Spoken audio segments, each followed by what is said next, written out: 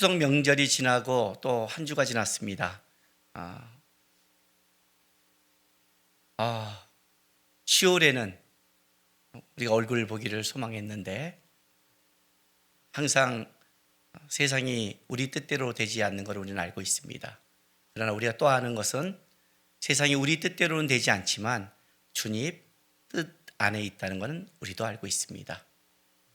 여전히 우리가 주님 뜻 안에 있다면 우리는 오늘 우리의 삶을 살아갈 수 있습니다.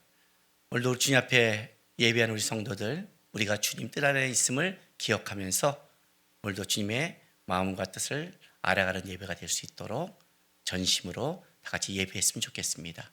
다 같이 묵상 기도함으로 예배 올려드리겠습니다.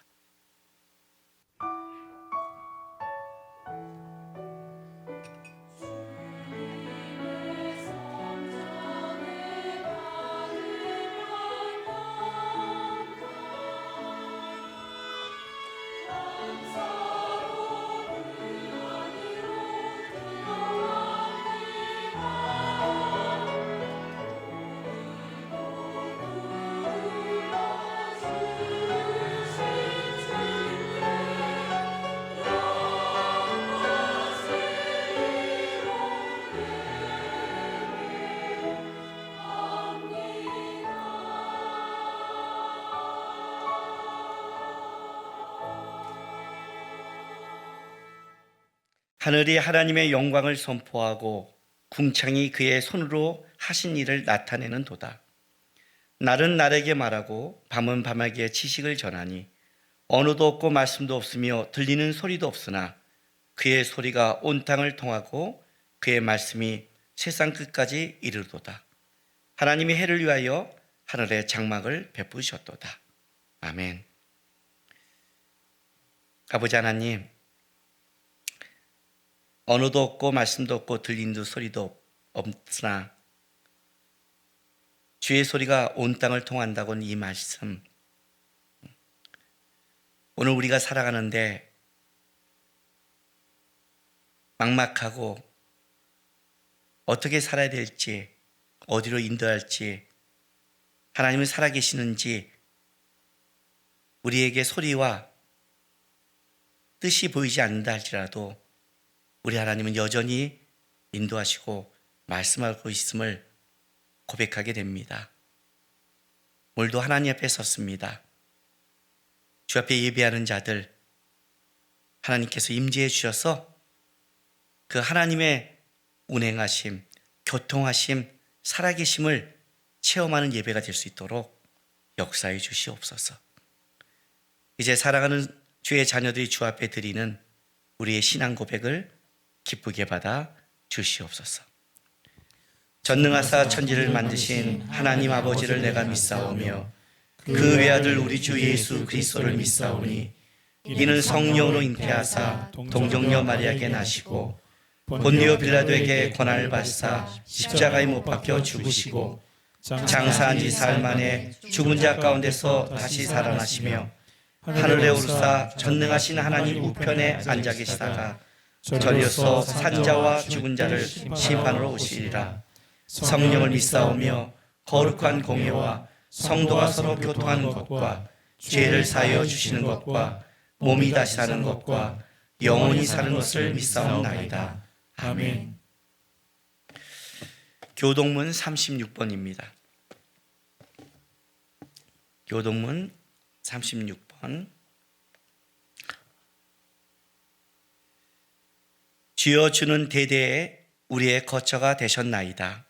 산이 생기기 전 땅과 세계도 주께서 조성하시기 전 곧 영원부터 영원까지 주는 하나님이시니이다.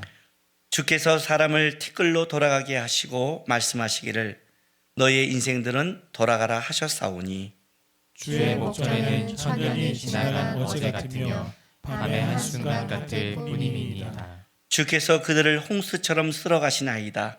그들은 잠깐 자는 것 같으며 아침에 돋는 풀 같으니이다. 푸른 아침에 꽃이 피어 자라다가 저녁에는 시들어 마르나이다. 우리는 주의 노에 소멸되며 주의 분내심에 놀라나이다. 주께서 우리의 죄악을 주의 앞에 놓으시며 우리의 은밀한 죄를 주의 얼굴빛 가운데 두셨사오니 우리의 모든 날이 주의 분노 중에 지나가며 우리의 평생이 순식간에 다하였나이다. 우리의 연수가 70이요 강건하면 80이라도 그 연수의 사랑은 수고와 슬픔뿐이요 신속히 가니 우리가 날아가나이다. 누가 주의 노여움의 능력을 알며 누가 주의 진노의 두려움을 알리이까?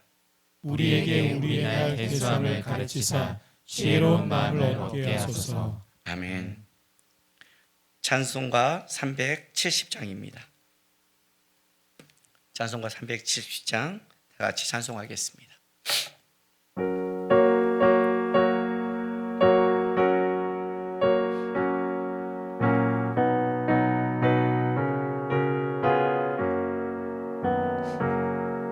주 안에 있는 나에게 난 근심이 있으랴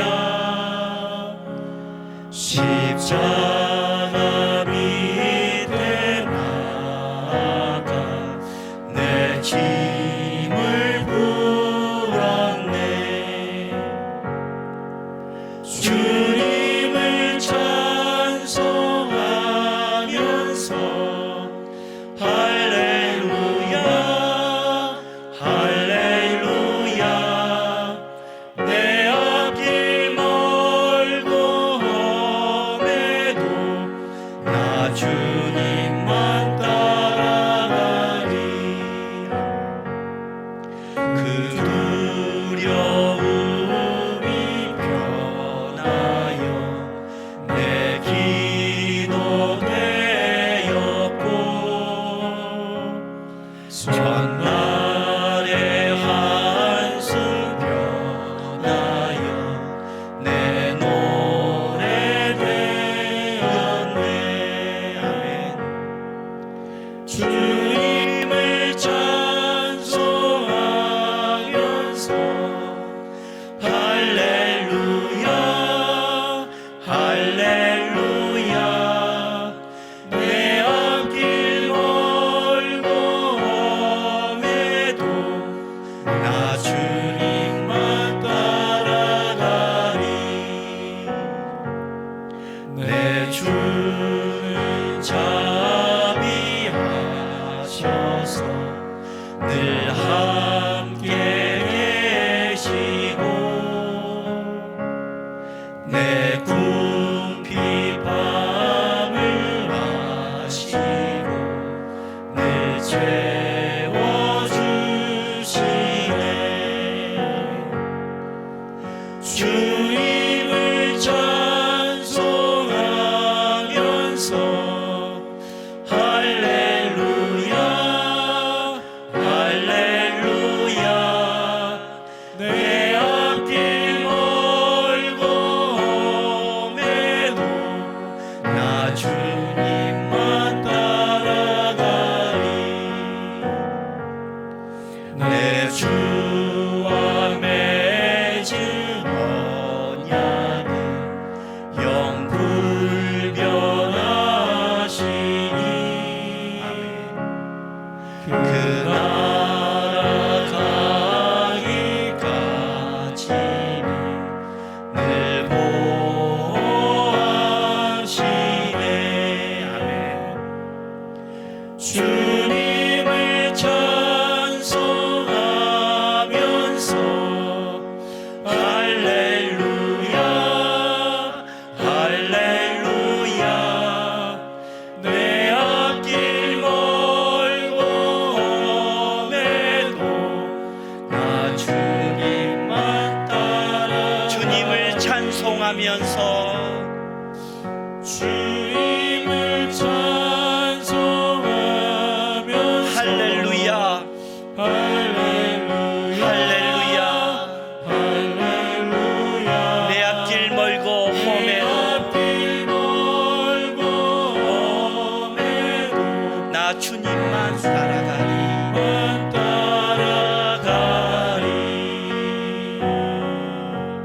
아멘. 이 시간 김은성 지사님 나와서 대표 기도하겠습니다. 우리의 생명의 주인이신 하나님, 오늘 거룩한 주일을 허락하심을 감사드립니다. 은혜의 자리에 불러주시니 감사합니다. 우리가 죄 가운데 있었고 아무것도 하지 않았지만 주님의 은혜로 의롭게 여겨주시니 감사합니다. 우리의 연약함을 아시고 긍휼히 여기사 지금도 우리를 위하여 간구하시는 주님의 사랑의 주님 앞에 언제든지 담대히 나갈 수 있는 믿음을 주심에 감사합니다. 우리의 힘이 되신 하나님, 어려운 시기를 지나가고 있습니다. 끝이 언제가 될지 알지 못합니다. 지치지 않도록 지켜주시옵소서. 갑자기 모든 것이 변해버린 현재의 상황을 받아들이지 못하고 예전으로 돌아갈 수 있는 날이 속히 오기만을 기다리면서 아무것도 하지 않고 그렇게 세월을 보내지 않도록 연약한 저희들을 붙잡아 주시옵소서. 상황이 어찌하든지 주께서 보내신 자리에서 맡겨주신 일을 묵묵히 감당하는 충성스러운 자들이 되게 하여 주시옵소서. 교회가 세상으로부터 공격을 받는 시대가 되었고 그리스도인으로 살아가기가 더 어렵게 되었습니다. 우리가 그리스도인답게 살지 않았기 때문입니다. 용서하여 주시옵소서. 은혜로우신 하나님, 우리가 세상에서 맡겨진 자리에서 성실함으로 그 책임을 다하고 하나님께 영광을 돌리는 삶의 예배자가 되게 하여 주시옵소서.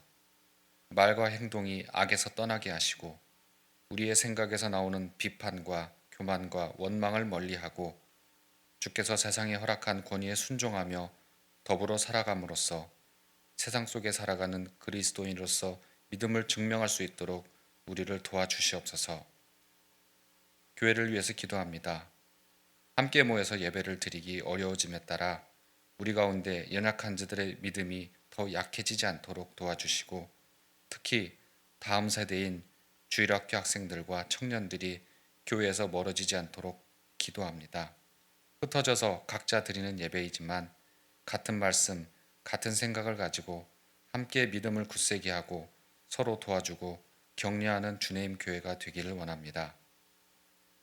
보내주신 김남국 목사님과 함께하는 교육자님들을 통해 들려주시는 하나님의 말씀으로 양육하여 주시니 감사합니다. 하나님을 사랑하고 두려워하며 말씀을 전하기 위해 온전히 힘쓰고 맡겨주신 영혼을 인도하기에 부족함이 없는 교육자님들이 되게 하여 주시옵소서. 여러 가지 사역으로 지치지 않도록 영과 육이 강건하게 하시고 가정에도 평안함과 기쁨이 있도록 도와주시옵소서. 우리 성도들은 열심히 기도하고 온전한 섬김과 순종으로 따라가게 하여 주시옵소서. 지난주부터 시작된 양육학교를 통해 하나님을 아는 지식과 말씀이 모든 성도들에게 풍성하기를 원합니다. 말씀으로 잘 자라나서 더 따뜻한 교회가 되게 하여 주시옵소서. 연합하는 둘로스와 마커스 워십의 사역에도 은혜를 주셔서 많은 영혼들이 말씀으로 온전히 서고 신실한 삶의 예배자들이 더 많아지기를 기도합니다. 낯선 땅에서 하나님의 부르심에 순종하여 삶으로 복음을 전하는 선교사님들이 있습니다. 힘들지만 살아갈 수 있는 충분한 힘을 날마다 부어주시고 그 가정과 자녀들에게도 주님의 평안이 언제나 함께 하기를 기도합니다. 이제 말씀을 듣습니다. 저희들의 마음과 눈과 귀를 열어주시옵소서. 주께서 하시는 말씀에 집중하고 한 주일을 살아갈 때 잊지 않고 그 말씀에 순종하여 우리의 삶이 주의 뜻대로 살아갈 수 있도록 인도하여 주시옵소서. 예배의 끝까지 홀로 영광 받으시고 우리를 구원하신 예수님의 이름으로 기도합니다.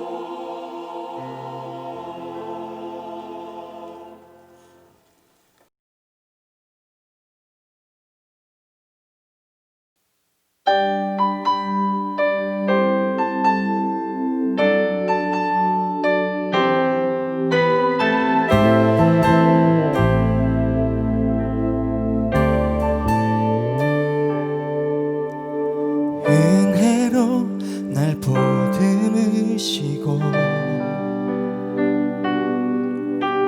사랑으로 품어주셔도 내 마음 한 자락도 지키지 못하는 이 모습 부끄럽습니다. 따스한 곁을 내어주신 주님 앞에 나아갑니다.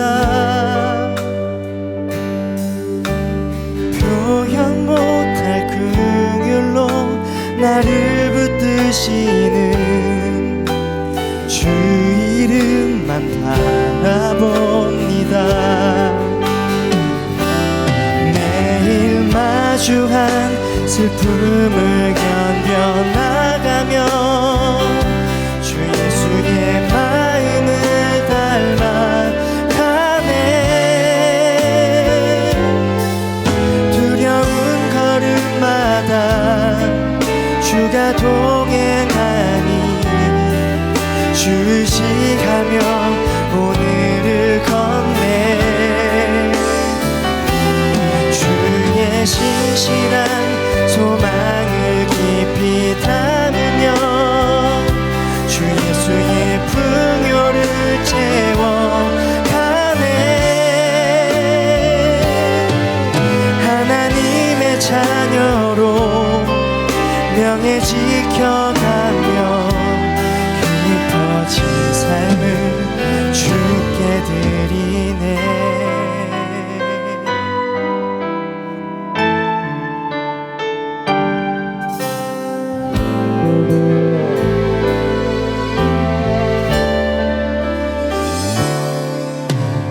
따스한 곁을 내어주신 주님 앞에 나아갑니다.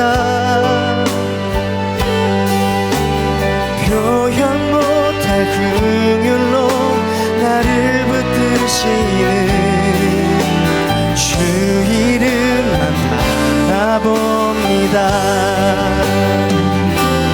매일 마주한 슬픔을 견뎌나가며 주 예수의 마음을 닮아가네.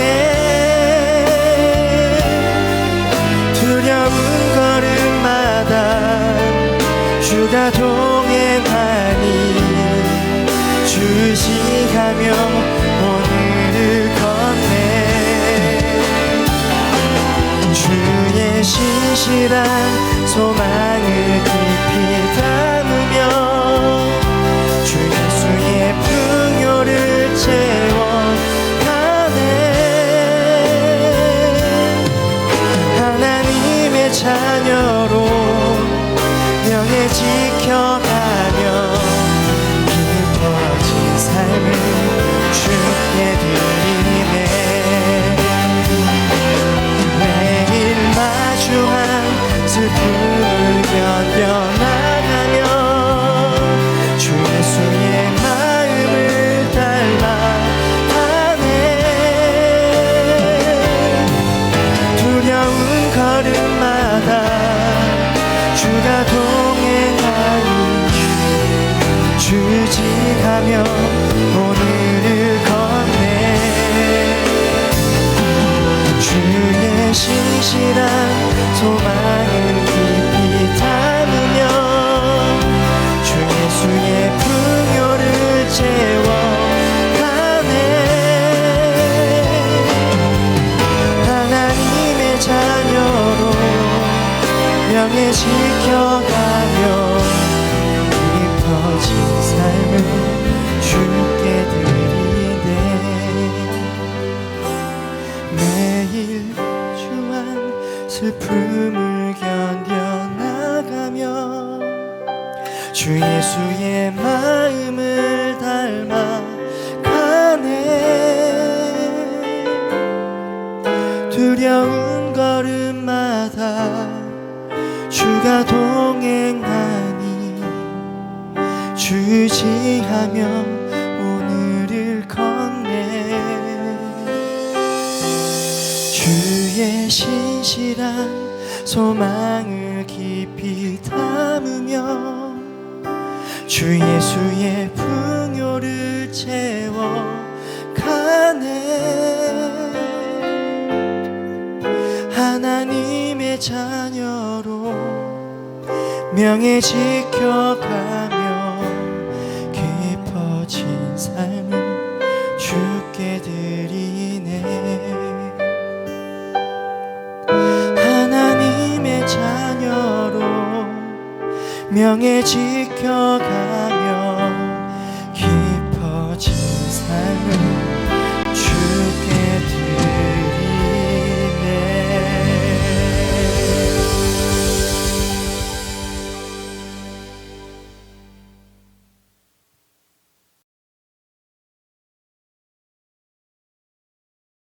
하나님의 말씀 보겠습니다. 오늘 하나님의 말씀은 마태복음 22장 23절에서 33절까지입니다. 우리 한 절씩 교독하겠습니다. 부활이 없다는 사두개인들이 그날 예수께 와서 물어 이르되 선생님이여 모세가 일렀으되 사람이 만일 자식이 없이 죽으면 그 동생이 그 아내에게 장가들어 형을 위하여 상속자를 세울지니라 하였나이다.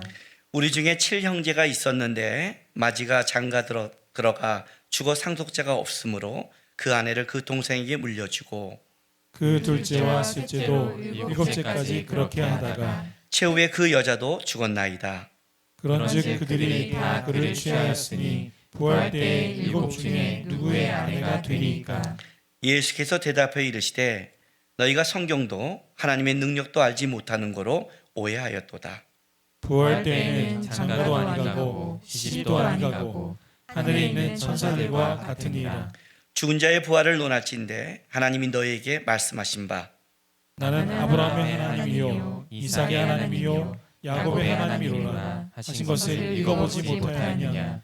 하나님은 죽은 자의 하나님이 아니요 살아있는 자의 하나님이시니라 하시니 무리가 듣고 그의 가르침에 놀라더라. 아멘.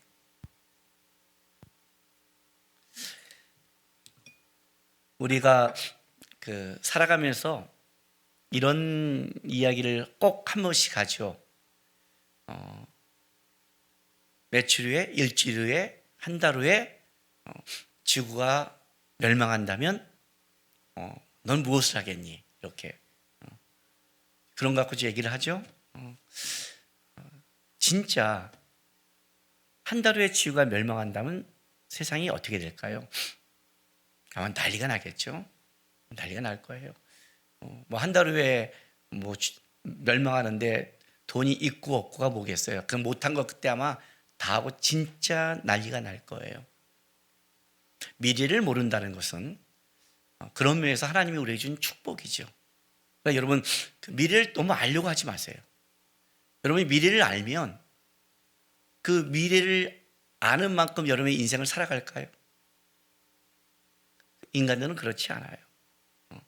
그러니까 뭐 점쟁이를 찾아가고 뭐 가서 뭐 묻고 또 어떤 예언하는 사람을 찾아가고 저는 이걸 보면 굉장히 죄송해요. 멍청해 보여요. 멍청해. 왜냐하면 미래를 안다고 우리가 바꿀 수 있는 게 많지 않거든요. 실제로는요. 많지 않거든요. 우리는 미래 아는 게 있잖아요. 여러분 죽는다는 거. 다 알고 있지만 차라리 언제 죽는 걸 모르고 사는 게 낫지. 여러분이 언제 죽는 걸 딱 알게 되면 여러분의 인생은 오히려 더 망치게 되는 거예요. 근데 재밌는 건 이거예요.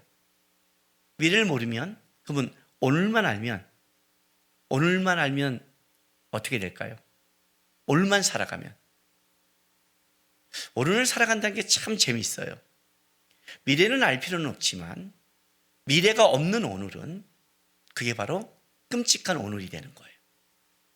미래는 모르지만 막연하지만 미래가 내일이 있다고 살아가는 오늘과 내일이 없는 오늘은 완전히 다른 오늘이죠. 그죠? 시한부 생명을 내가 언제 죽는다는 걸 알고 하루하루를 살아가는 것과 우리 20대 30대 자기가 언제 죽을지 모르지만 우리는 적어도 알잖아요. 자기 인생의 80, 100세까지는 생각하잖아요.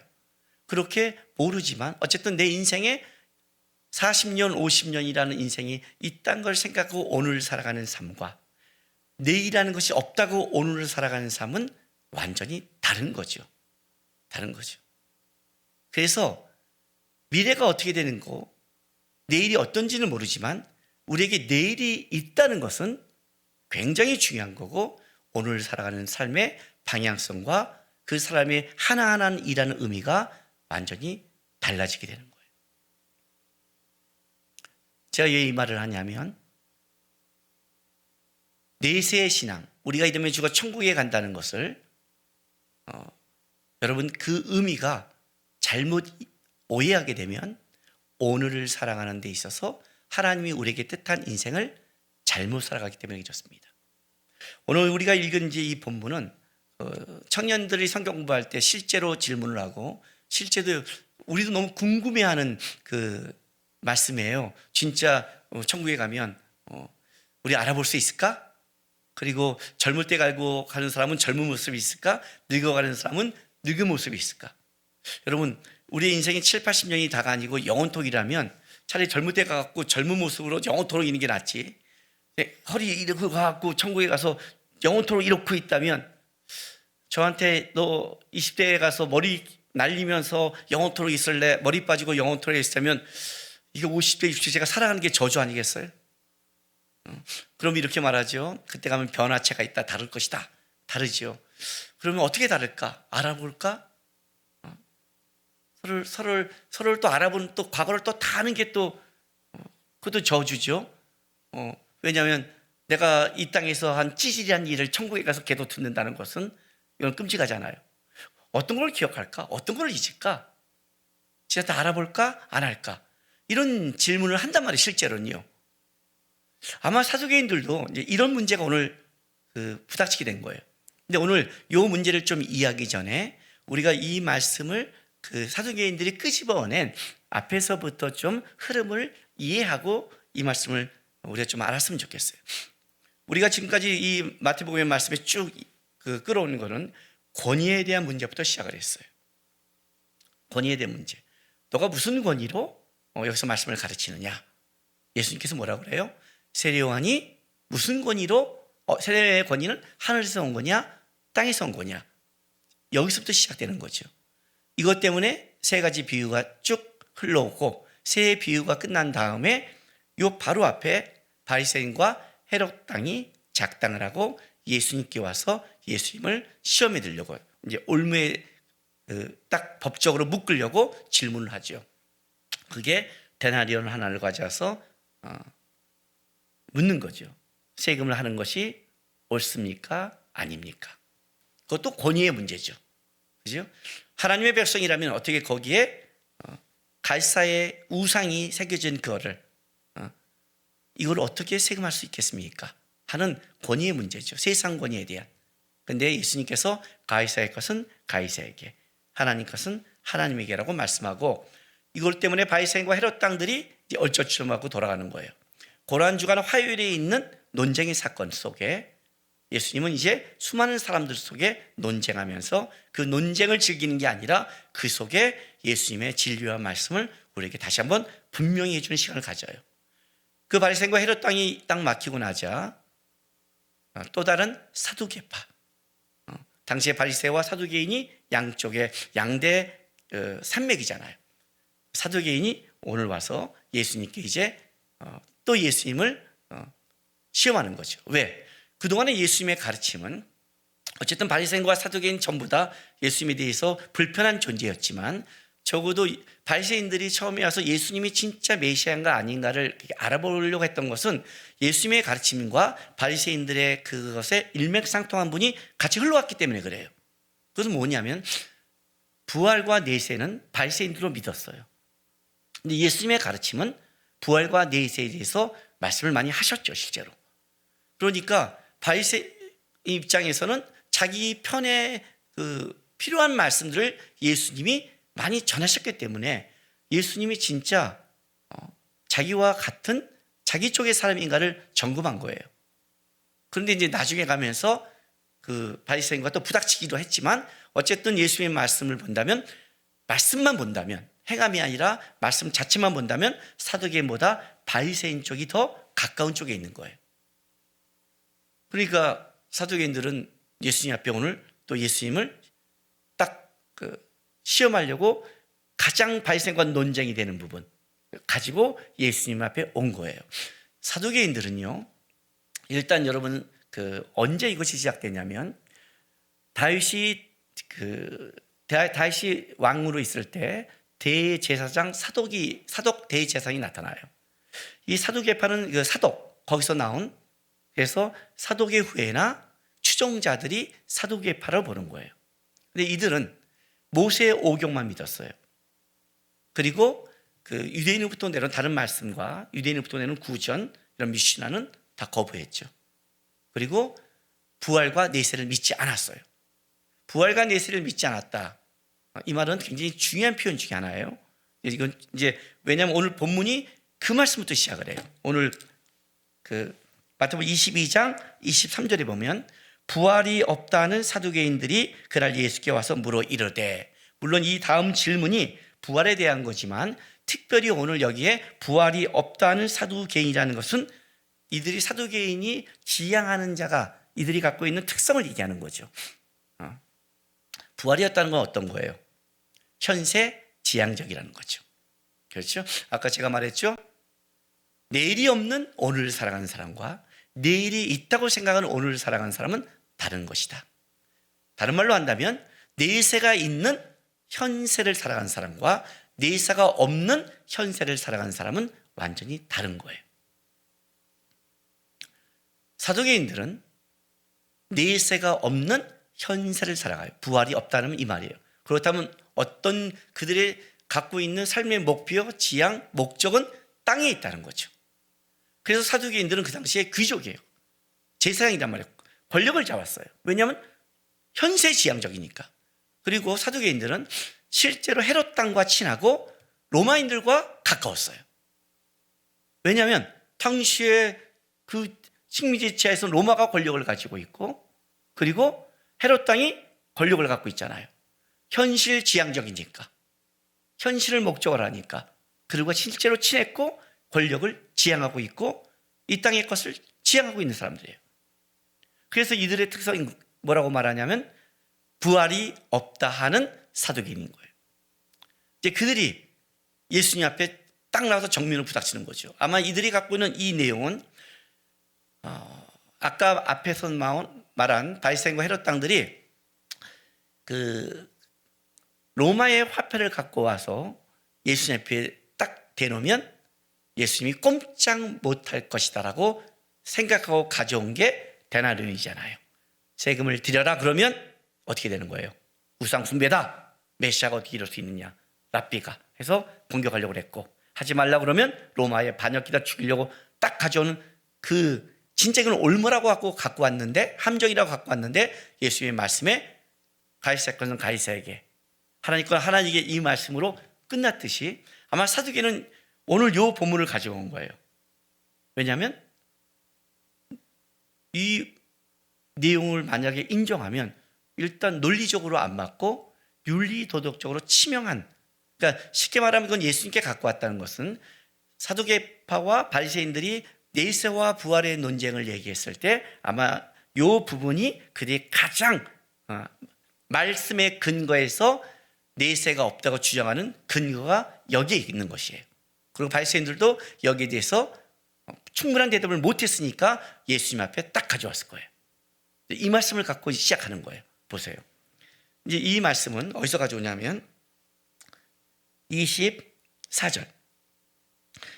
선생님이요, 모세가 일렀으되 사람이 만일 자식이 없이 죽으면 그 동생이 그 아내에게 장가들어 형을 위하여 상속자를 세울지니라 하였나이다. 자, 고엘 제도인데 모세가 일렀으되, 그러니까 딱 뭘 갖고 와요? 율법을 가져오는 거예요. 그러니까 말씀을 가져오는 거예요. 특별히 이 말씀은 신명기 말씀인데 사두개인들이 유일하게 믿었던 모세 오경의 말씀을 가져온 거예요.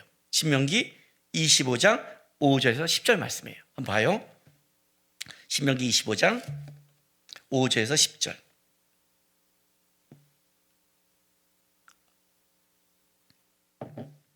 여러분 이제 성경책 보면 위에 파란 글자로 조그맣게 써 있는데 죽은 형제에 대한 의무라고 그래요. 자, 5절. 형제들이 함께 사는데 그중 하나가 죽고 아들이 없거든 그 죽은 자의 아내는 나가서 타인에게 시집가지 말 것이요. 그의 남편의 형제가 그에게로 들어가서 그를 맞이하여 아내로 삼아 그의 남편이 형제된 의무를 그에게 다 행할 것이요. 그 여인이 낳은 첫 아들이 그 죽은 형제의 이름을 잊게 하여 그 이름이 이스라엘 중에서 끊어지지 않게 할 것이라. 그러나 그 사람이 만일 그 형제의 아내 맞이하기를 즐겨하지 아니하면 그 형제의 아내는 그 성문으로 장로들에게 나아가서 말하기를 내 남편의 형제가 그의 형제의 이름을 이스라엘 중에 잊기를 싫어하여 남편의 형제된 의무를 내게 행하지 아니하나이다 할 것이요. 그 성읍장로는 그를 불러다가 말할 것이며 그가 이미 정한 뜻대로 말하기를 내가 그 형제를 맞이하기를 즐겨하지 아니하라 하면 그 형제의 아내가 장로들 앞에서 그에게 나아가서 그의 발에서 신을 벗기고 그의 얼굴에 침을 뱉으며 이르기를 그의 형제의 집을 세우기를 즐겨 아니하는 자에게는 이같이 할 것이라고 이스라엘 중에서 그의 이름을 신벗김 받은 자의 집이라 부를 것이니라. 자, 요 말씀을 가져온 거죠. 그죠? 6절에 그 여인이 낳은 첫 아들이 그의 죽은 형제의 이름을 잊게 하여 그 이름 중에 이스라엘 중에서 끊어지지 않게 할 것이니라. 이 말씀을 가지고 나왔어요. 율법에 있는 말씀. 그리고 이제 이 말씀을 갖고 이렇게 말하는 거죠. 예를 드는 거예요. 그 뒤에 봤더니 자 25절부터 28절까지 보세요. 우리 중에 7형제가 있었는데 마지가 장가들었다가 죽어 상속자가 없으므로 그 아내를 그 동생에게 물려주고 그 둘째와 셋째와 일곱째까지 그러하다가 최후에 그 여자도 죽었나이다. 그런즉 그들이 다 그를 취하였으니 부활 때 일곱 중에 누구의 아내가 되리까 그랬어요. 못돼 처먹었어요. 진짜 우리 중에 진짜 7형제가 있는데 이런 일이 그에게 있었을까요? 그죠? 못돼 처먹은 거예요. 하여튼 예수님 때나 그 전이나 지금이나 이런 것들이 꼭 있어요. 성경을 진짜 알고 하나님 뜻을 아는 게 아니라 우리는 그렇잖아요. 만일 그렇다면 계속 그렇게 묻는 사람도 있잖아요. 진짜 자기 중에 7형제가 있었는데 이렇게 죽고 이렇게 왔는가? 아니죠. 없는 가설을 내어서 그런 현실적으로 그런 일을 없음에도 만들어내서 어떻게 돼요? 그러면 어쩔 거야? 하는 거예요. 이게 아직 못돼 처먹은 것들이에요. 그러니까 여러분 어떤 때 성경할 때 여러분이 보다가 이럴 수 있잖아가 그 상상의 나를 피는 못돼 처먹은 인생 되지 마세요. 그 시간에 성경을 보세요. 성경을. 그래서 좀 이따 예수님도 그 말을 해요. 예수님도 뭐라고 말해요? 여기에 똑같은 말씀을 하세요. 29절에 너희가 성경도 하나님의 능력도 알지 못하는 걸로 오해하였도다. 그렇죠? 성경도 제대로 안 본 거고 하나님의 능력도 모르는 거예요. 모르는 거 실제로. 어쨌든 요거는 딱 가져온 거예요. 봤습니다. 자, 누구의 아내가 되겠습니까? 사두개인들이 이 말씀을 어떻게 이해한 줄 아세요? 이 말씀을 이런 근거로 가져온 거예요. 이 말씀을 모세가 한 것은 바로 내세가 없다는 바로 성경이 증언하고 있는 겁니다라고 얘기한 거예요. 왜요? 첫째, 이런 상황이 벌어지는데 이건 말이 안 되는 말이에요. 논리적으로 안 맞는 말이에요. 그게 사두개인들의 말이고 더 나가서는 이거예요. 윤리 도덕적으로 심각하다는 거예요. 진짜 이 말씀이 내세 가서 그렇게 만난다면 이건 윤리 도덕적으로 심각한 거지. 도대체 한 아내를 놔두고 7 형제가 이건 근친상간이잖아요. 이런 게 어딨어요, 여러분. 만약에 진짜 세상 속에 이런 게 있다면 이건 난리 나잖아요. 아마 이건 진짜 난리 날 거예요. 성경에서 그런 윤리 도덕적으로 치명적인 걸 만들 이유가 없다. 이건 말이 안 되는 거다. 그러니까 이건 어떤 뜻이냐? 이런 뜻이다. 내세가 가면 이런 복잡한 문제, 윤리 도덕적으로 치명적인 문제가 일어나고 논리적으로 맞지 않기 때문에 이거는 내세의 문제가 아니라 현실의 문제다. 현실에. 왜? 지금 죽어서 가부장적인 사회에서 여자가 죽어서 힘을 잃었다면 이 여자를 내치지 말고 어떡하라? 둘째가 맞이해서 내세가 없으니까 죽어서 만나지 않으니까 이 땅이 다니까 큰형은 없는 거니까 둘째가 맞이해서 어떻게 해라? 이어져서 이 땅에서 그 형을 살도록 해주는 현실적인 대안이다. 둘째가 죽으면 셋째가 해줘라. 넷째가 해줘라. 어쨌든 아이가 없어도 7째까지 이 여자는 뭐예요? 내침을 받지 않고 살다 죽었기 때문에 이 땅에서 이 여자는 적어도 외롭지 않고 과부란 소리를 짓지 않고 그래도 보호받을 곳이 있기 때문에 이것은 현실적으로 대해준 지혜지, 이건 내세를 지향한 게 아니라고 말하는 거예요. 이게 이제 사두개인들이 말한 논리적 근거예요. 그래서 이 말씀을 갖고 온 거예요. 선생님 그렇지 않습니까? 이건 윤리도로 치명적인 겁니다.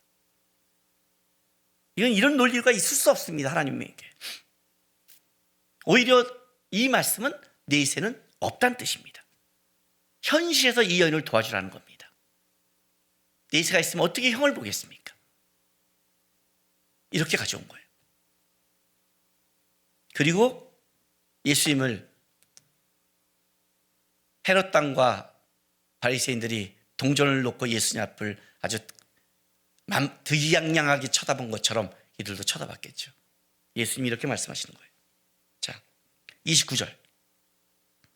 예수께서 대답하여 이르시되 너희가 성경도 하나님의 능력도 알지 못하고 오해했다.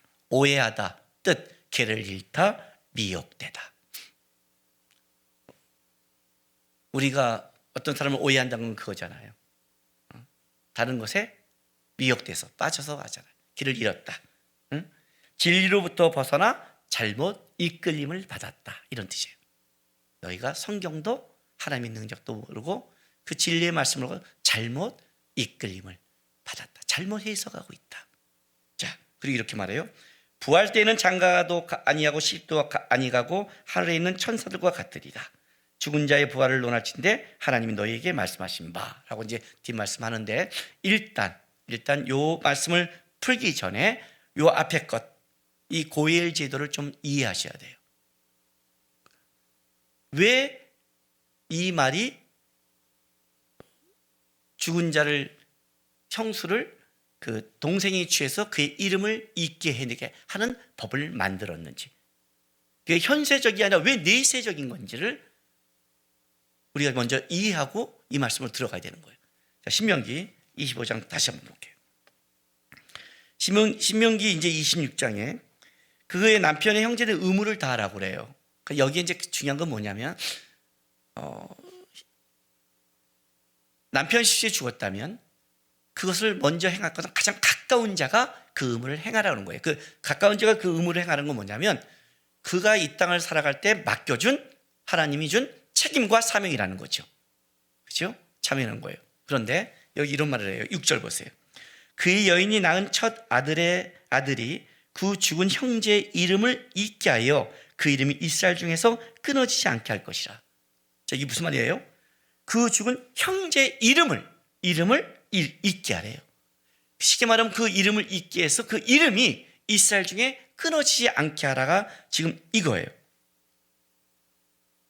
그러면 고엘 제도는 이런 걸 가지고 있어요. 이스라엘 백성들은 어떤 그 마인드를 갖고 있냐면 하나님 앞에서 어떤 사람의 이름은 단순하게 그 사람이 이 땅에서 불려지는 이름이 아니에요. 그 이름은 존재를 얘기해요. 이름은 그 자체가 존재예요.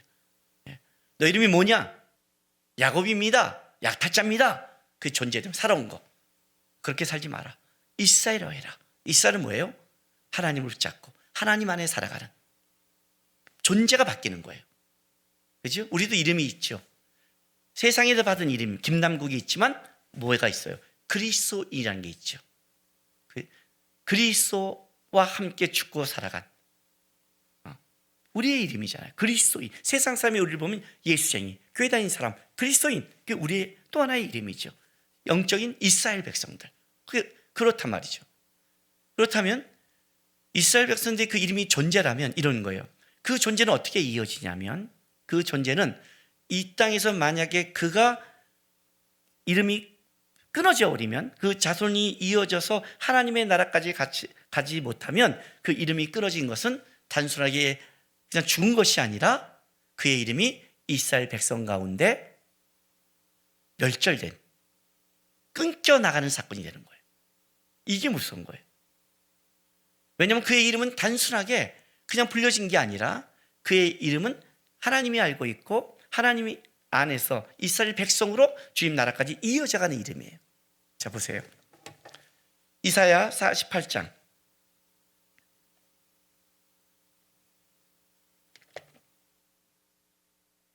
17절부터 19절 볼게요.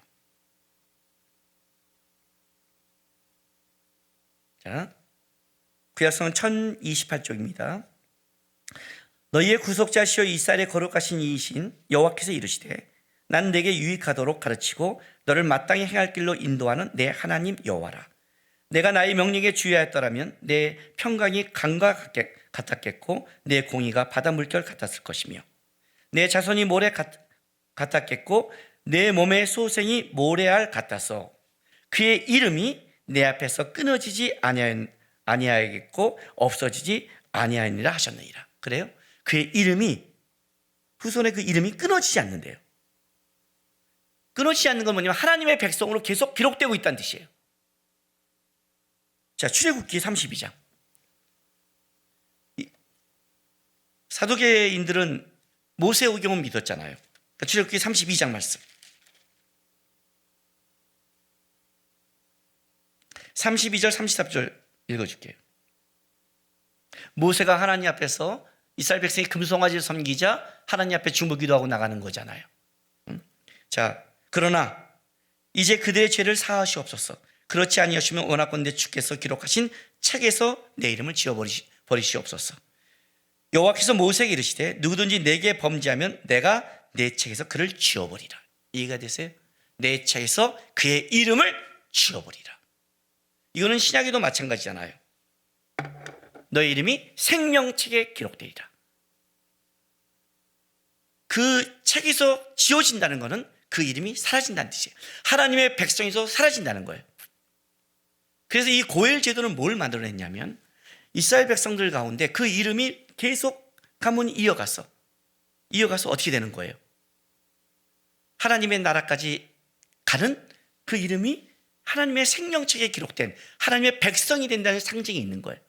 그 이름이 끊어진다는 건 저주고 그 이름이 사라진다는 것은 하나님의 백성에서 망한다는. 그래서 한나가 그렇게 하나님 앞에서 가슴을 찢은 거예요. 여러분, 한나가 단순하게 자기 한 아이만 없어서의 문제가 아니에요.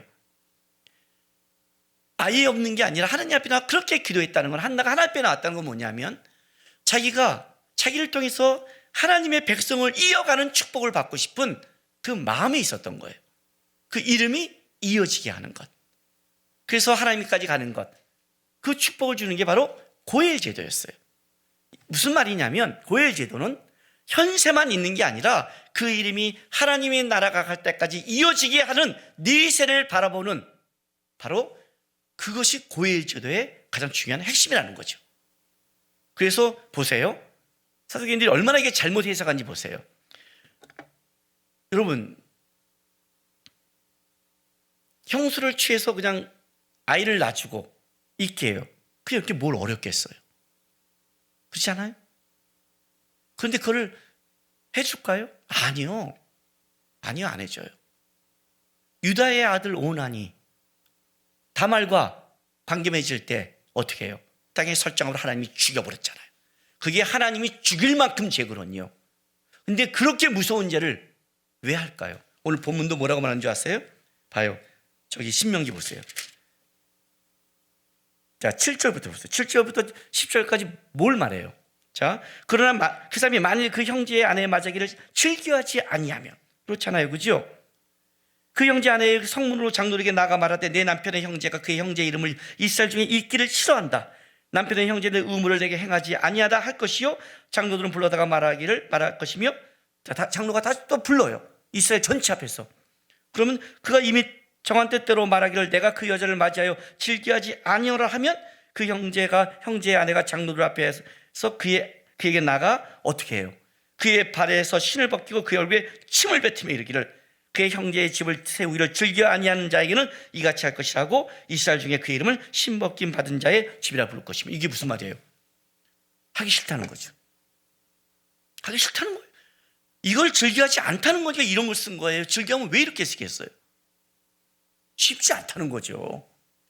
여러분, 많은 사람 앞에서 내가 얼굴에 침을 받고 모독을 당해요. 그리고 이렇게 말해요. 저놈의 형제 집도, 형제들도 돕지 않는 나쁜 놈이야. 우리나라 말로 할까요? 호로 자식이야. 그 집을 이렇게 써. 호로 자식 집. 그걸 쓰고 싶은 사람이 있어요? 지금은 없지만 옛날에는 집에 명패가 있었어요. 옛날 아시아나 어른들 집에 명패가 있어요. 그 명패 이렇게 쓰는 거예요.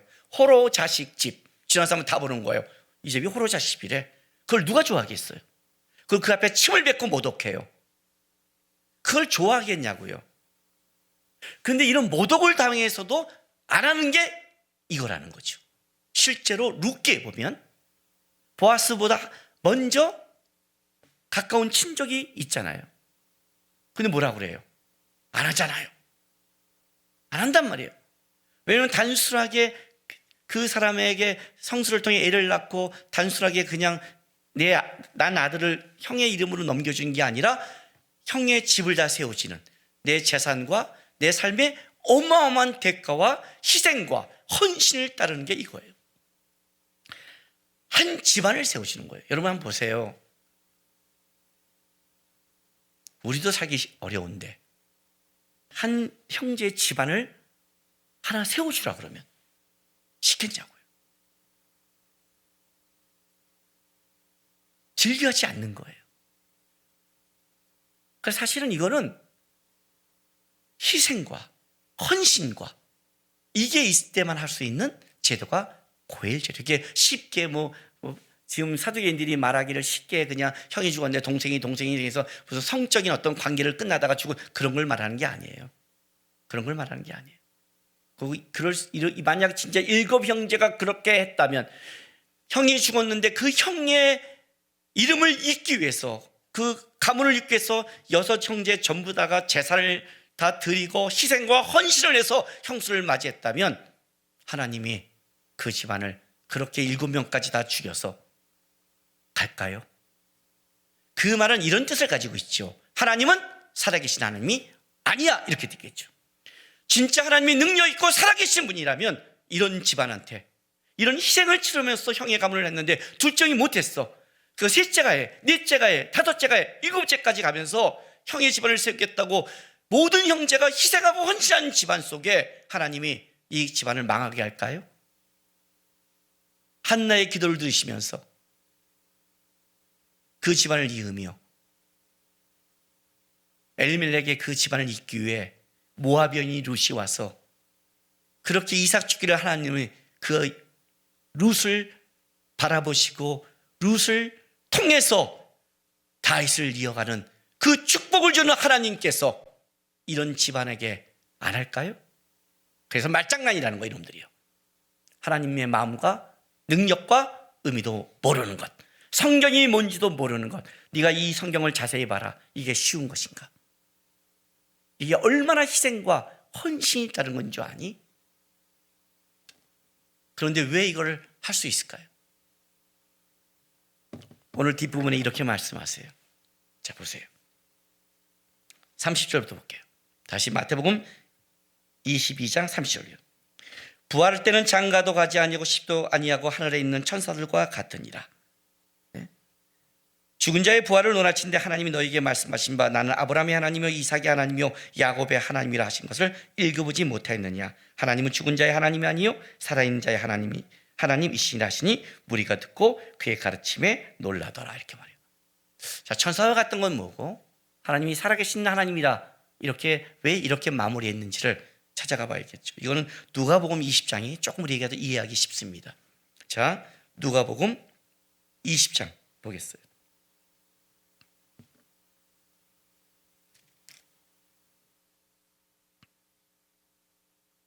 누가복음 20장 36절입니다.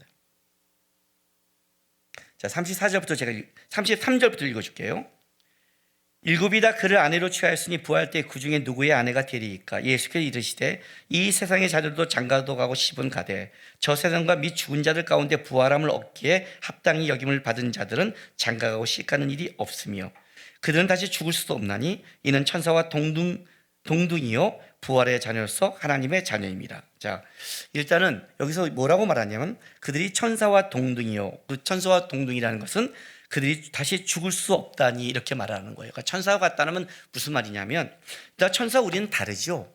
왜냐하면 천사는 영적인 존재고 우리가 다시 부활할 때는 우리는 육체 플러스 영이 있는 천사와 완전히 다른 존재죠. 예, 천사는 종이며 우리는 하나님의 자녀들이죠. 그러니까 완전히 다른단 말이에요. 근데 이제 어떤 게 같느냐? 이 땅에서는 우리가 죽고 이렇게 살아가고 하는 거지만 그때는 천사들과 같이 죽지 않고 영원한다. 그러니까 영원하다, 이 땅과 다른 세상이다를 말하는 거예요. 그런데 그 다른 세상에는 뭐가 있느냐? 제도가 다르다. 제도가 다르다. 자, 이 말은 무슨 말이 이거예요. 이제 여러분이 결혼 제도를 잘 이해하셔야 돼요. 결혼 제도란 이런 걸 가지고 있어요. 이 땅에서 하나님이 하나님의 백성을 만들어낼 때 뭐예요? 생육하고 번성함으로 가정을 만들었어요. 그게 결혼 제도예요. 가정을 묶는 거예요. 만약에 이 땅에서 생육하고 번성함이 없었다면 어떻게 돼요? 인류의 역사는 없는 거죠. 그 시대에 하나님이 만든 사람들만 하나님 믿고 가면 되는 거잖아요. 그러니까 하나님의 백성의 연수를 채울 때까지 하나님은 어떻게 이 땅 가운데 역사를 했느냐? 생육하고 번성하는 하나님의 백성을 만들어가는 과정이죠. 그게 결혼제도였어요. 그러나 이 다음에 우리가 완전히 주의 나라 갈 때는 하나님의 백성이 완전히 그 나라에 들어갔기 때문에 거기서 하나님의 백성을 만들어가는 게 없기 때문에 이제는 어떻게 돼요? 결혼제도가 아닌 다른 제도가 있어요. 다른 제도예요. 거기는 그 누구의 남편, 아내 이런 소속감이 없는 거예요. 그러면 맞게도 아니죠. 그런데 그건 이 땅의 제도 안에서 우리가 보는 거예요. 재밌는 게 뭔지 아세요? 이 땅에서도요, 내 남편, 내 아내 이 제도를 벗어나게 하는 게 굉장히 많아요. 굉장히 많아요. 지금도 탈가정시대가 왔잖아요. 그렇게 왔잖아요. 그 탈가정세 전에는 어떤 게 있는 줄 알아요? 제가 이런 말 했죠? 인도나 어떤 곳에는 이런 신전이 있다고요. 그 신전 안에 들어가면 거기에는 모든 인간이 갖고 있는 인간 관계가 무로 돌아간다. 거기는 인간 개개인의 존재, 자유함으로 돌아간다. 그게 뭘 하냐니까 들어갔더니 거기는 남편, 아내, 딸, 며느리 이런 관계도 다 깨져서 그 안에 들어가면 누구와도 성관계를 맺을 수 있는 거예요. 그러니까 그들에게 만드는 이 탈시대는 사실은 성적 타락이에요. 오늘날 내 남편, 내 아내 이걸 묻지 않는 간통죄가 폐지된 것도 실제는 탈가정이죠.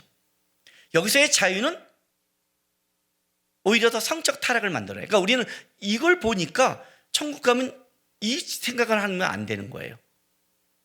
성적이라는 것은 이 땅에서 하나님의 가정을 통해서 하나님의 세상 사람들을 이 땅 가운데서 생육하고 번성하게 만드는 거죠. 성적인 것은. 그러나 그 나라에 가면 찾기 때문에 우리의 상태와 우리의 제도와 우리의 상황이 완전히 바뀌는 거예요. 그걸 이 땅의 제도로 판단하는 것 자체가 벌써 하나님의 능력도 성경도 오해하고 있다고 얘기하는 거예요.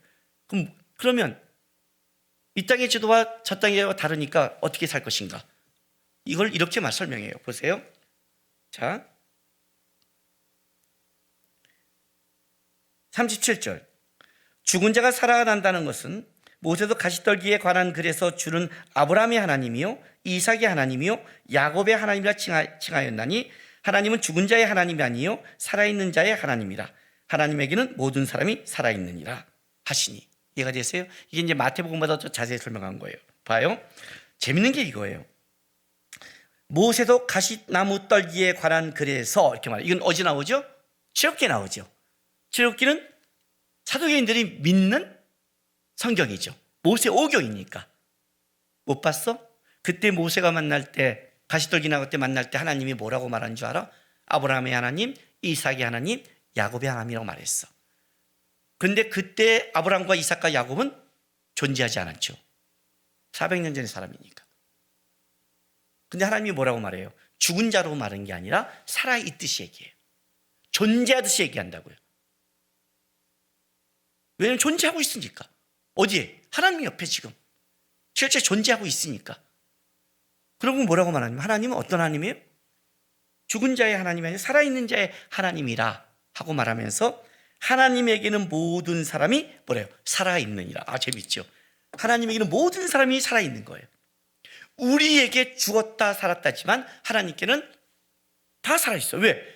하나님은 이 땅에서 우리와 만나고 천국에서는 아브라함과 이삭과 야곱과 지금 만나고 계시니까. 만나고 있으니까. 그리고 우리도 그쪽으로 갈 것이니까. 하나님은 살아있는 하나님이다. 아까 제가 이렇게 말했잖아요. 어떻게 이 어려운 희생과 헌신을 치르려고 형수가 죽었는데 둘째가 그 기업을 잇겠다고 애쓰고 그걸 못하다가 죽었는데 셋째가 애쓰고 넷째가 애쓰고 다섯째가 애쓰고 여섯째가 애쓰고 일곱째가 애쓰고까지 애썼다면 진짜 살아있는 하나님이라면 능력의 하나님이라면 거기에 애를 안 줄 수가 있겠어요? 죽은 하나님이 아니라. 말이 안 되는 거예요 이건요. 가서는 마음대로 세울 수 있잖아요. 하나님이 없다면. 세상이 지옥이라면 우리가 살아있는 게 이게 지금 살아있는 게 아니라 우리가 꿈꾸고 있다면 그렇게 말할 수 있잖아요. 그게 아니라 진짜 하나님이 살아계신다면 그건 말도 안 되는 거죠. 그렇게 희생과 하나님의 말씀을 지키려고 애쓰는 것에 하나님은 살아계신 하나님이라는 거예요. 니네가 능력의 하나님 살아계신 하나님을 모른다는 거예요. 그리고 하나님에게는 너희 눈에 죽은 자와 산 자지 하나님의 모든 자가 살아있다 이렇게 말해요. 살아있다. 하나님이 살아있다 이렇게 믿는 신앙이 어떻게 바뀌냐? 이렇게 바뀌는 거예요. 사도계인들은 내세를 믿지 않았어요. 그 결과 어떤 인생을 산 줄 아세요? 이 땅이 다니까 이 땅에서 하나님의 뜻과 나라, 내 옆에 있는 형제, 사람 이런 의무, 책임 질 필요가 없는 거예요.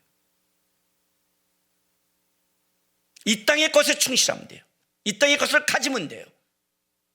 그래서 성전을 장사의 소굴로 만드는 거예요. 왜? 이 땅의 것이니까. 내일이 없는 자들, 내세가 없는 자들이에요. 우리 내세 신앙의 착각이 뭔지 아세요? 나중에 죽어 하나님 만나지. 그게 내세 신앙이 아니에요, 여러분. 그게 내세 신앙이 아니에요. 그러니까 여러분 이러면 안 되는 거예요. 이 땅이 뭔데 이 땅 다 필요 없어. 죽어버릴래. 죽으면요? 끝이에요? 아니죠. 아니죠. 다시 더 다른 세상이 있는데, 더 끔찍할 수 있는데, 이 땅이 끝이 아니라니까요. 내세의 주님을 만나는 건 이거예요. 내세, 하나님을 만나는 나라가 있다. 부활과 다시 생명이 있다는 걸 알기에 오늘 살아가는 삶이 그 땅과 연결되고 있는 거예요. 연결되고 이건 이런 거예요. 내가 이 다음에 하나님 앞에 쓸 걸 알기에 오늘 내 이익을 취하는 게 아니라 형제, 고혈제도 형이 죽어버렸으면 형의 이름을 하나님까지 내가 잇기 위해 기꺼이 희생과 헌신을 치르겠습니다. 오늘 그렇게 살아갈 수 있는 힘과 능력은 내일을 아는 자만이 살아갈 수 있는 거예요. 이 다음에 주님을 만난 날을 기억하는 자들은 오늘의 삶이 다른 거예요. 우리는 내일이 뭔지를 모르지만 내일이 있다고 믿고 사는 자와 내일이 없다고 믿고 사는 자의 삶은 완전히 달라요. 내가 오늘 죽을지 내일 죽을지 모르지만 우리가 죽었을 때 주님의 얼굴을 본다는 걸 기억한다면 주님을 만날 나를 생각하고 준비하고 살 거 아니에요. 여러분, 아이들 키울 때요, 제일 이제 요즘 우리나라에서 부모들이 공부하는 게 뭐냐면, 고민하는 게, 우리나라 이 학제 제도, 이 중학교, 고등학교를 보내는 것 때문에 싫다는 거예요. 막 고민을 해요. 그리고 이제 찾은 게 대안학교예요. 근데 대안학교 보냈는데 대안이 되느냐? 대안이 돼야 대안학교잖아요. 그죠? 대안학교 같은 막 공부를 더 시켜요. 왜요? 고등학교까지 끝이라면 대안학교 보내도 되죠. 문제는 이거예요. 19년 동안의 인생이 아니라 앞으로 50년의 인생이 걔는 더 남았어요. 이러면 내가 욕먹겠네요. 70세밖에 못 산다니까. 60년, 70년이 남아있어요. 60년, 70년 그 남은 인생 때문에 대안학교에 보내서 그냥 기타 치고 수영하고 놀면 되는 거예요? 그게 대안이에요? 이렇게 학원 가서 성적수는 싫지만은 걔의 남은 인생에 살아갈 수 있는 그거를 준비시켜야 되잖아요. 그게 대안이 됐을 때 대안이잖아요. 그게 안 되면 아무리 여기 가서 아니 저도 그러면 대안학교에 있을 수 있어요. 애들 다 불러라고 돈 받고 놀게 해주면 뭐 아유 오늘 하루 종일 뭐 하고 싶니? 오늘은 게임하는 날. 내일은 밖에 나가서 여행하고 막 타고 놀고, 내일은 노는 날, 자전거 타는 날. 그 다음 날은 여자친구랑 노는 날. 뭐 다 해주지 뭐요, 그죠? 뭐 왜 못하겠어요? 먹고 놀고 자고 왜 못해줘요? 걔를 만들어서 걔를 대학에 보내주고 인생을 준비하는 것. 그러니까 선생님이 필요하고 준비가 필요한 거 아니에요? 오늘만 사는 게 아니잖아요. 사두개인들이 이 말, 부활이 없다고는 이 말은 어떤 말이냐면 하나님을 모르고 성경도 모르고 이 땅에 자기 이익만을 위해 살아가겠다는 삶을 살아가는 거예요. 여러분들은 어떠세요? 여러분들은 입술로가 아니라 진짜 주님 만날 날을 생각하십니까? 진짜 내가 죽어서 주님 만난다는 걸 고백하십니까? 내 삶이 여기가 끝이 아니라 이 다음에 주님 앞에 설 영광스러운 상이 있다고 고백하십니까? 그러면 그따위로 살면 안 되죠. 우리 아이들에게 지금 열심히 공부해 그래야 네가 이 다음에 돼 라고 말하듯이 똑같이 열심히 살아야죠. 가정을 위해 희생과 헌신을 해야죠. 고엘제도 가장 가까운 자부터 세워라. 희생과 헌신을 해라. 남편한테 50대 50 그렇게 말하면 안 되죠. 아내한테 집에서 뭐래 이렇게 말하면 안 되죠. 내 가까운 사람한테 그렇게 말하면 안 되죠. 이 다음에 만날 하나님의 것을 알고 있다면, 오늘이 내일로 이어진다면, 오늘의 삶이 내일의 삶을, 하나님 앞에 쓸 삶을 이어가는 삶이라면 오늘의 삶이 다른 거죠. 입술로는 말하지만 우리의 현실이 사두개처럼 살아간다면 우리도 똑같이 현실 지향적으로 살아가는 이기적인 삶을 살아갈 수밖에 없는 거예요. 사두개인의 이 말은 내가 얼마나 현실 지향적이고 이기고 이기적인 삶인가를 고백하는 거예요.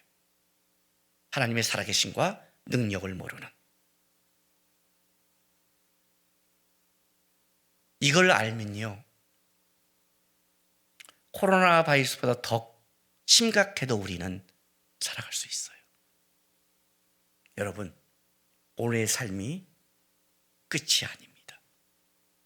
오늘 우리가 버티고 기도하고 살아가는 삶은 이어져 가는 겁니다.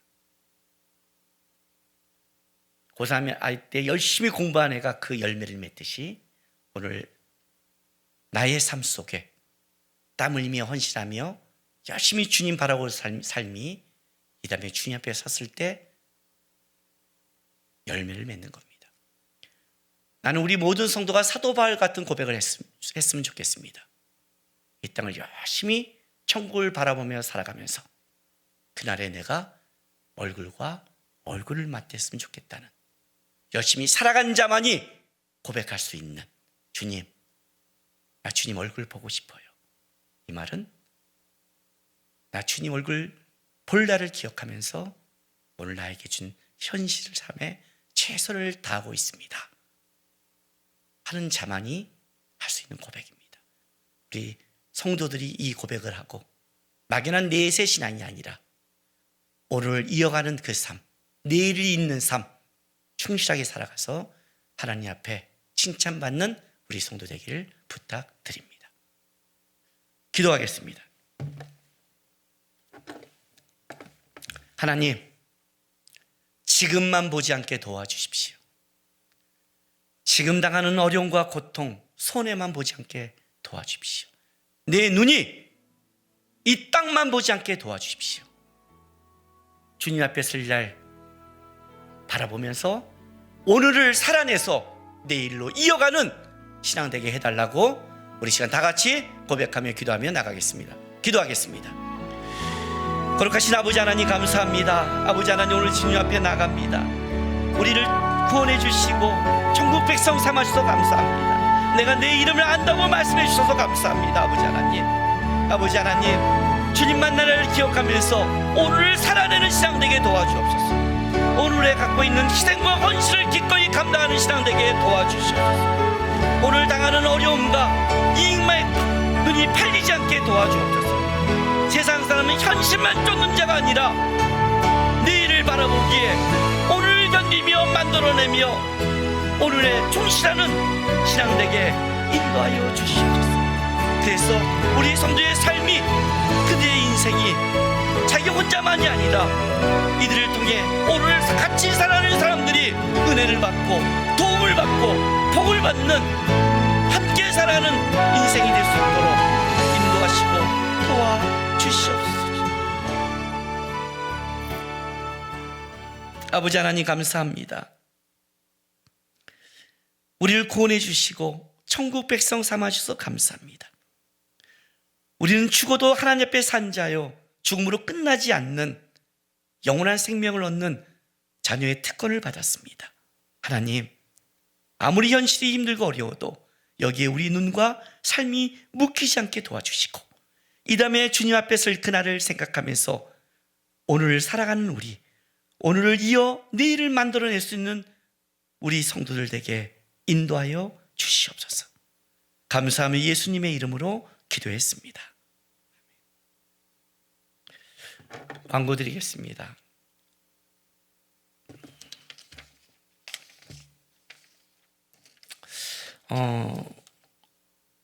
오늘은 우리가 영상 예배로 드렸습니다. 18일은 금요일 날 그 문자로 공지하겠습니다. 금요일 날 공지하겠습니다. 16일 날 공지하겠습니다. 왜냐하면 오늘 그 교회 이렇게 서울시 중구에서 이렇게 공문이 왔는데 여기 이제 교회 집합 제한 명령 연장이라고 왔는데 적용 기간이 2020년 9월 28일 0시부터 별도 해제 시까지라고 왔습니다. 언제 해제될지는 모르겠어요. 그래서 이제 아마 국가에서 언제라고 딱 말하기가 곤란한 거죠. 왜냐하면 추석 이후에 그 현재 치수 사람들 그 코로나 바이러스 걸린 사람들 인원수 다 보면서 아마 조절해가면서 해야 될 상황이니까 이게 뭐 11일 지나서 내일 발표될 수도 있고 뭐 금요일 날 수도 있고 모르는 상황이기 때문에 일단은 금요일 날 저녁 때 이제 뉴스다 보고 문자를 보내드리겠습니다. 언제까지야? 라는 생각이 들자마자 기도합시다. 입술로만 그냥 투덜댄다고 뭐가 바뀌겠습니까? 그러나 기도하면 하나님은 아시니까 기도하면서 빨리 예배, 현장 예배를 할 수 있는 날을 사모하며 기도하면 빠른 시일 날 우리 예배할 수 있으리라 믿습니다. 그래서 예배 전체를 녹화해서 일단 준행교회 홈페이지에 게재하고요. 가족과 함께 예배하시고 또 인증샷, 문자 센터방에 올려주시면 좋겠습니다. 처음에 좀 하다가 이제 지치죠. 그냥 또 삶이 되세요. 그냥 하시기 바랍니다. 아침에 일어나면 세수하고 이빨 닦듯이 예배드리면 곧장 인증샷 하시기 바랍니다. 그리고 인증샷 올리지 않는 분은 아침에 일어나서 세수하고 이빨 닦지 말고 출근하시기 바랍니다. 카메라만 보고 설교하고 광고해서 심심해서 농담 한번 해봤습니다. 교회학교 예배 영상은 준행교회 유튜브 계정에 올립니다. 갑구서 밴드 주소에 링크하시기 바라고요. 10월 달에는 수예배가 여전히 쉬고 있습니다. 온라인 양육학과가 지금 하고 있습니다. 11월 13일까지 진행되는데 여러분 그 줌으로 하니까 참여하셔서 공부하시기 바랍니다. 미등록 교인들은 토요일 날 오후 8시 이후에 준행교회 홈페이지에 들어오셔서 예배가 있는지 없는지 확인하시기 바랍니다. 예, 아무것도 없으면 예배가 있는 거고요. 예배가 없을 때는 현장 예배가 없습니다라고 홈페이지에 올려드립니다. 네.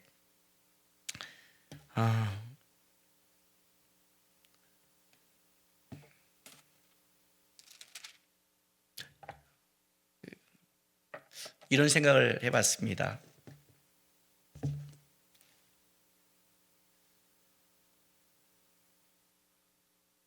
보고 싶은 사람들을, 만나고 싶은 사람을 못 만나니까, 또 사람들을 못 만나니까 진짜 뭐랄까요, 힘이 빠지는 것 같아요.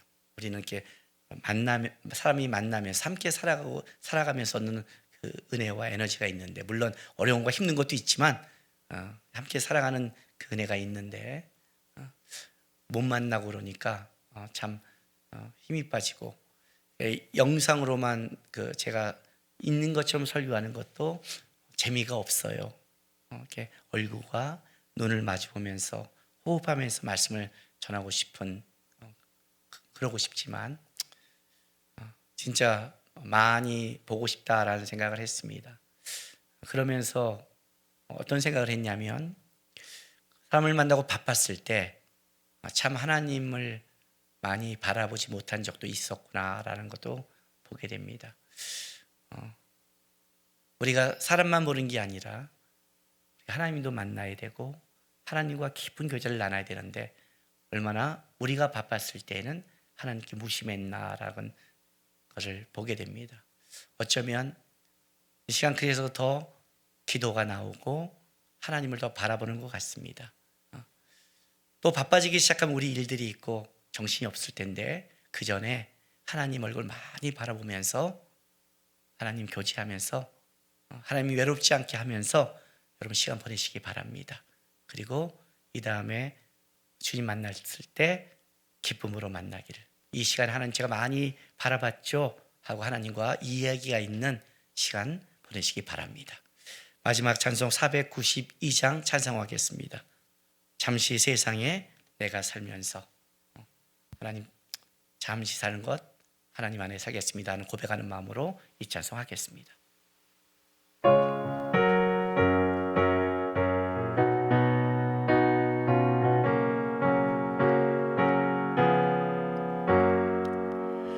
잠시 세상에 내가 살면서 항상 찬송 부르다가 날이 저물어 오라 하시면 영광 중에 나가리.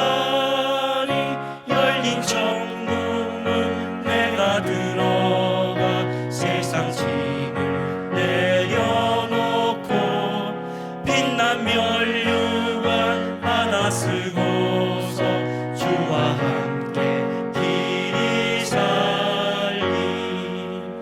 눈물 골짜기 더듬으면서 나의 갈 길 나간 후에 주의 품 안에 내가 안기어 영원토록 살리로다.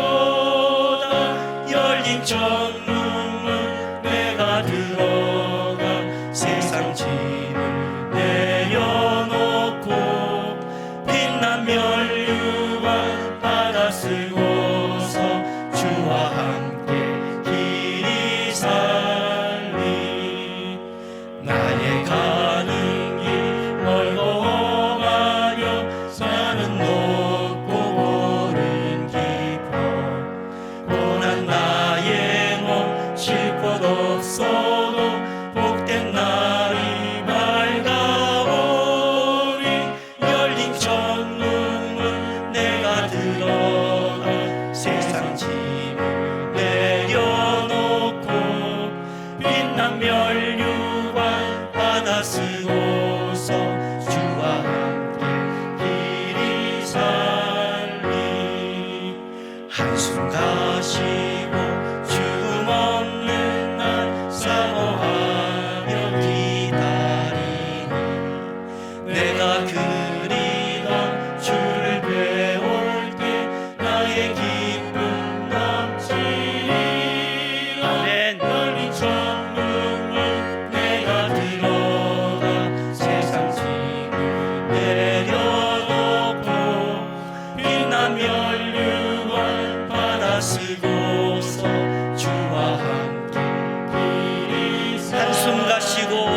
없는 날 가지고 죽음 없는 날 사모하며 기다리니 내가 그리던 주를 배울 때 주를 배울 때 나의 기쁨 넘치리라. 아멘. 열린 천국은 내가 들어가 세상 짐을 내려놓고 빛난 면류관 받아 쓰고서 주와 함께 길이 살리.